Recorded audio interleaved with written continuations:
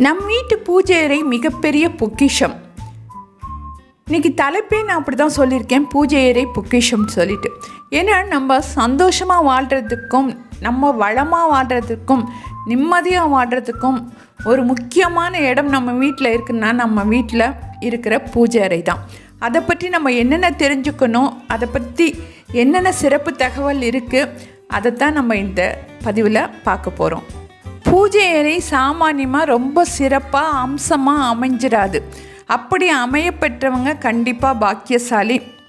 இந்த பதிவில் இருக்க எல்லா விஷயமும் எல்லாருக்குமே தெரிஞ்சிருக்கணும் அவசியம் இல்லை. ஒவ்வொரு வீட்டில் பழக்கப்படுத்தி இருப்பாங்க, கண்டிப்பாக அவங்களுக்கெல்லாம் தெரிஞ்சிருக்கும். தெரியாத பல பேர் இருப்பாங்க, அவங்களுக்காக தான் இந்த பதிவு. கண்டிப்பாக இந்த பதிவை கடைசி வரையிலும் பாருங்கள். அதனால் நம்ம ஒரு சிறப்பான வாழ்க்கை வாழ்வோம்னா கண்டிப்பாக இதை தெரிஞ்சுக்கணும். யார் இந்த கோடீஸ்வரர்கள்? சகல செல்வாக்கும் பெற்ற இவர்கள் யார்? கண்டிப்பாக தலைமுறையாக பல தலைமுறைகளாக தெய்வ நம்பிக்கை யாராவது அவங்க குடும்பத்தில் வச்சுருப்பாங்க. அதில் ஒரு சிலர் இல்லாமல் இருக்கலாம், ஆனால் பல பேர் அந்த வீட்டில் தெய்வ நம்பிக்கை கொண்டவர்களாக இருப்பார்கள். அதனால் யாருமே திடீர்னு கோடீஸ்வரன் ஆகிறதில்ல. அவர்கள் முன்னோர்களும் அவர்களும் செய்த பூஜைகளும் புண்ணியங்களும் தான் மிகப்பெரிய கோடீஸ்வரன் ஆகுவதற்கு காரணம். வணக்கம், நான் உங்கள் லட்சுமி கடாட்சியம் சாந்தா. அனைவரது இல்லத்திலும் லட்சுமி கடாட்சியம் நிலைச்சிருக்கணும், செல்வ வளம் பெருகணும். இந்த பதிவு முழுவதும் மிகவும் சுவாரஸ்யமாக இருக்க வேண்டும், எல்லோருக்கும் போய் சேர வேண்டும் என்பதுதான் என்னுடைய பிரார்த்தனை. இந்த வீட்டில் பூஜை அறை மிகவும் சிறப்பாக அம்சமாக அமைகிறதோ அந்த வீடு மேன்மேலும் வளரும். பூஜை அறைக்கு நம்ம முக்கியத்துவம் கொடுக்க வேண்டிய விஷயங்கள் என்ன, அதை பற்றி பூஜை அறையில் நம்ம என்னென்ன கண்டிப்பாக தெரிஞ்சுக்கணும். இதுக்காக மிகப்பெரிய பூஜை அறை இருக்கணும், பெரிய பணக்காரனாக இருக்கணும், அது வேணும் இது வேணுன்ட்டெல்லாம் சொல்லலை. நீங்கள் முக்கியமாக ஒரு 5 படங்கள் வச்சு சாமி கும்பிட்டாலும் போதும். அதை நம்ம எப்படி பராமரிக்கிறோம், என்னென்ன செய்யணும் கண்டிப்பாக பூஜை அறைனா, அதை பற்றி இந்த பதிவில் சின்னதாகவே பார்த்துக்கலாம். ரொம்ப பெரிய விளக்கம்லாம் கொடுக்க போகிறதில்ல. ஓகே, பூஜை அறையில் நம்ம ஃபஸ்ட்டு சுத்தமாக வச்சுக்கணும். அதுக்கு என்ன பண்ணணுன்னா, பூஜை அறை தனியாக இருந்தால் ஒட்டடை அடித்து சுத்தமாக, ஒட்டடையே பிடிக்கக்கூடாது. ஏன்னா அடிக்கடி ஒட்டடை பிடிக்கும். ஏன்னா நம்ம ஊதுபத்தி காமிப்போம், சாம்பிராணி காமிப்போம், சூடம் காமிப்போம். இதெல்லாம் என்ன பண்ணணுன்னா மேலே போய் கருப்பாக ஒரு படலை மாதிரி படிஞ்சிரும். அதை போக்குறதுக்காக தான் நம்ம என்ன பண்ணணுன்னா உடனே அப்பப்போ க்ளீன் பண்ணி சுத்தப்படுத்தி வச்சுக்கணும். அதே போல் பூஜை அறை ரூம் தனியாக இருந்துச்சுன்னா நம்ம எப்படி க்ளீன் பண்ணலான்னா, தண்ணி எடுத்துட்டு, சுத்தமான தண்ணி எடுத்துட்டு, மஞ்சள், கொஞ்சம் கல்லுப்பு, கொஞ்சம் பன்னீர், வேறு எந்த கெமிக்கல்ஸும் கலக்கவே வேண்டியதில்லை. இது 3ம் அது கூட எப்போயாவது கோமியம் கிடச்சுன்னா அதையும் ஒரு கொஞ்சம் சேர்த்துட்டு பூஜை அறையை நல்லா க்ளீன் பண்ணி வச்சுருங்க. ஏன்னா நம்ம வீட்டு பூஜை அறையை கூட கண்ணு போடுற இடம். அதனால் பூஜை அறை ரொம்ப அழகானா பல பேர் கண்ணு பட்டுரும். அதுவே நமக்கு கொஞ்சம் பூஜை பண்ணக்கூட முடியாத அளவுக்கு ஆகிடும். ஸோ இந்த கண் திஷ்டியெல்லாம் போகிறதுக்கு இந்த முறையில் பூஜை அறையை நல்லா சுத்தப்படுத்தி க்ளீன் பண்ணி வச்சுக்கோங்க. பூஜை ரூம் இருந்தால் இந்த மாதிரி சுத்தப்படுத்தலாம். பூஜை அலமாரி மட்டும் இருந்தாலுமே இந்த மாதிரி கீழே எல்லாத்தையும் எடுத்து வச்சுட்டு, சாமி படங்கள் அப்படியே இருக்கட்டும், அந்த அடியில் விளக்கத்துற இடம்லாம் இருக்கும் இல்லையா, அந்த இடத்த நம்ம இந்த மாதிரி சுத்தப்படுத்தி வச்சுட்டோம்னாவே ரொம்பவே விசேஷம். அதுக்கப்புறம் அடிக்கடி நம்ம எல்லாருமே சொல்கிறது, பூஜை அறையில் காய்ந்த மலர்கள் இருந்தால் உடனே அப்புறப்படுத்திடணும். அதே போல் உடைந்த பொருட்கள், சேதமடைந்த பொருட்களை பூஜை அறையில் வைக்கக்கூடாது. வேண்டாத பொருட்களை எல்லாத்தையுமே கொண்டு வந்து பூஜை அறையில் ஒரு சிலர் வச்சுருவாங்க. கண்டிப்பாக இந்த பொருள் மாதிரி செஞ்சோம்னா நெகட்டிவ் வைப்ரேஷன் வீட்டில் வந்துகிட்டே இருக்கும். அதனால் பூஜை அறையில் வேண்டாத சாமான்கள் வைக்கிற பழக்கம் இருந்தால் தயவு செய்து மாற்றிக்கொள்ளவும். பூஜை அறையில் இருக்க வேண்டிய மிக முக்கியமான பொருட்கள் என்ன? பச்சை கற்பூரம், ஊதுபத்தி, சாம்பிராணி, வெண்கடுகு, கல்கண்டு, ஏலக்காய், ஜாதிக்காய், கிராம்பு, பச்சரிசி, சில்லறை நாணயங்கள், இதை மாதிரி எல்லாம் வச்சுக்கணும். சுத்தமான பஞ்சுத்திரி, இதெல்லாம் இருந்தாவே ரொம்பவே சிறப்பு. மிக முக்கியமான பொருட்கள். இந்த மாதிரி சுபிட்சமான பொருட்களை கடைசி வரையிலும் தீர்ற மாதிரி பார்த்துக்க கூடாது. கொஞ்சம் முன்னதாகவே கொஞ்சம் நிறைய வாங்கி வச்சுக்கணும். பூஜையில் இருக்க வேண்டிய மிக முக்கியமான சாமான்கள் என்னென்ன பார்த்துடலாம். விளக்கு, தூபக்கால், பஞ்சபாத்திரம், மணி, ஊதுபத்தி ஸ்டாண்டு, சாம்பிராணி கரண்டி, மஞ்சள் குங்குமம் வைக்கிற குங்குமச்சுமிழ் இதெல்லாம் இருந்தால் ரொம்பவே நல்லது. மங்களகரமான இந்த பூஜை அறை சாமான்கள் வெள்ளியிலேயோ பித்தளையிலையோ செம்பினாலானதோ இருக்கலாம். மற்றபடி எவர் சில்வர் இந்த மாதிரி பொருட்களை வச்சுருக்கவே கூடாது. சில நேரத்தில் பூஜை அறையில் விளக்கு எண்ணெய் பற்றாமல் விளக்கு திரி சேர்ந்து எரிஞ்சு கருப்பாயிடும் அந்த விளக்கு முழுதுமே.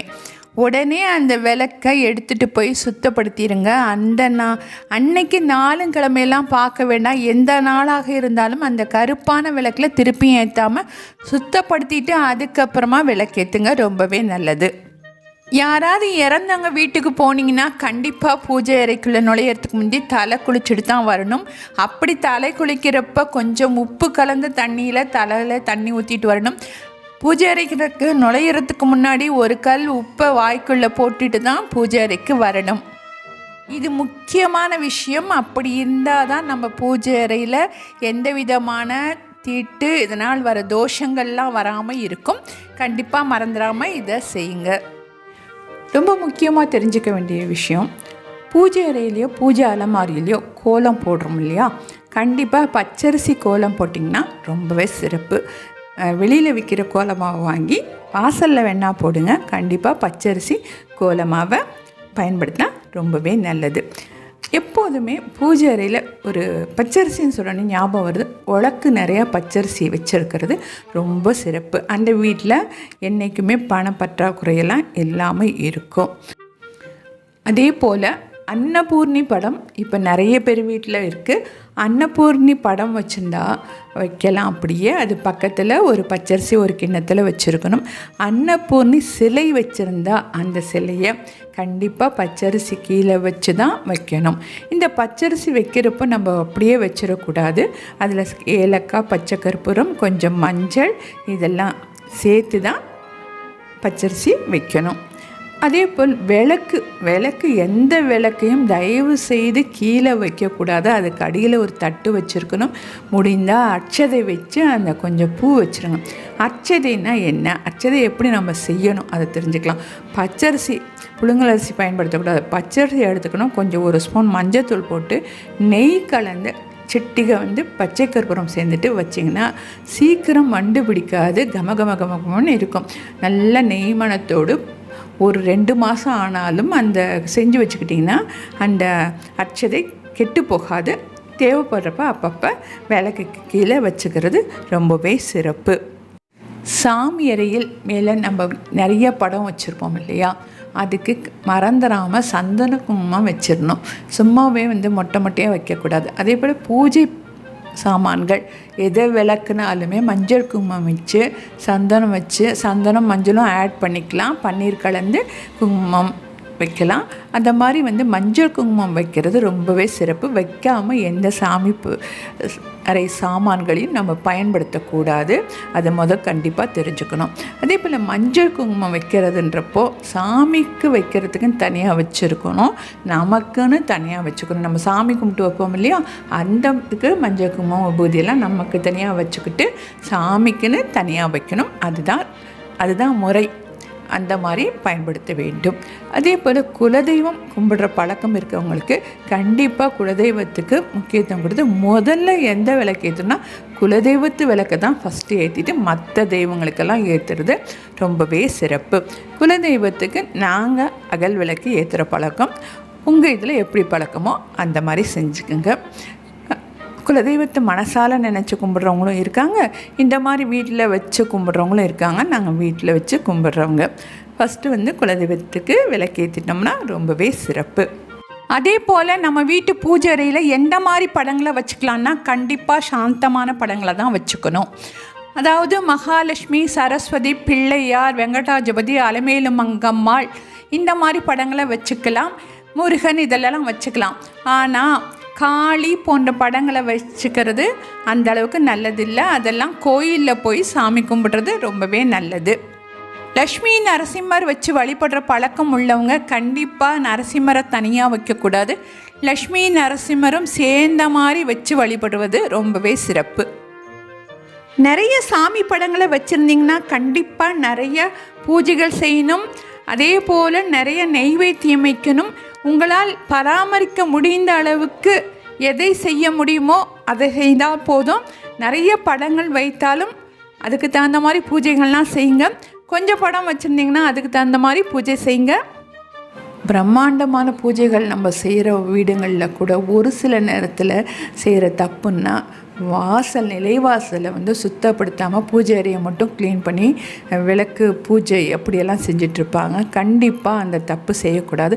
நிலைவாசல் வழியாக தான் தெய்வம் நம்ம வீட்டுக்குள்ளே வரணும். அதாவது பிரதான வாசல் வழியாக தான் நம்ம வீட்டுக்குள்ளே வரணும். அதனால் பிரதான வாசலை நல்லா மஞ்சள் குங்குமம் இட்டு கோலம் போட்டு சுத்தப்படுத்திட்டு அதுக்கப்புறம்தான் நம்ம பூஜை அறையை பற்றி என்னென்ன செய்யணுமோ அதெல்லாம் செய்யணும். இல்லைனா பூஜை அறையில் நிறைய பூஜை பண்ணாலுமே பிரதான வாசல் நல்லா இல்லைன்னா அந்த வீட்டில் மகாலட்சுமி உள்ளே வர மாட்டாங்க. இதை கண்டிப்பாக தெரிஞ்சுக்கிட்டு குலதெய்வம் கூட வீட்டுக்குள்ளே வராது. அதனால் பிரதான வாசலுக்கு ரொம்ப முக்கியத்துவம் கொடுத்து அந்த தலைவாசல் அதாவது முன்னாடி வாசல்களை நல்லபடியாக நீட்டாக வச்சுக்கோங்க.